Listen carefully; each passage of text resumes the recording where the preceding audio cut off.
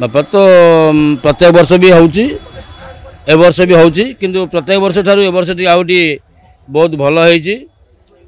आउ बहुत साधु सन्त आहरी अधिका भी आसी जो कुंभर जी साधु आसवा कथा कि नूतन नूतन साधु भी ए वर्ष आम सहित जोग देइछंती।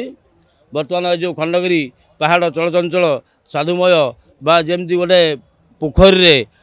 पद्म फूल फुटिले तार शोभा जहाँ देखा जाए बर्तमान ए खंडगिरी पहाड़ सते कि गोटे पुष्करणी आपर साधुमय पद्म पुष्प भली गोटे शोभा पाउछि। एटाक आम महापुरुषर क्षेत्र आम परंपरा कथा आम गुरु परंपरा महापुरुषर जितेबले महापुरुषर आज्ञा आसिला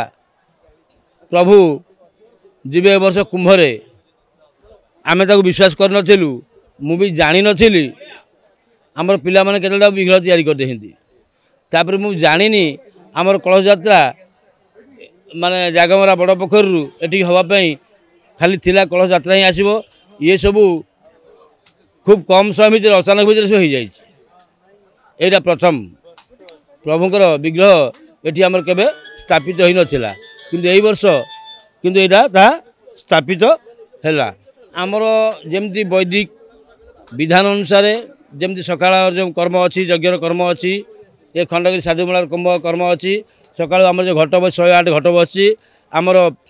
आमर पूजक खंडगिरी कुंभमेलार आम दिन पूजक सूर्यनारायण बाबा आउ अभिषेक बाबा अरुण बाबा एमान सबू तांकर सकाळू नित्यकर्म सारी आग घट पूजा करा जाए घट पूजा पर ए सूर्य पूजा करा जाए सूर्य पूजा कर सारी धुनी पूजा करी प्रभुंकर विग्रह पूजा करा जिवो तापर वेदपाठ द्वारा जमती वैदिक रीति अनुसार विश्वर कल्याण पाई जगतर मंगल पाई भक्तर मानसा पूर्ण हवा पाई एभली कार्य सब करा जाए वैदिक रीति अनुसार।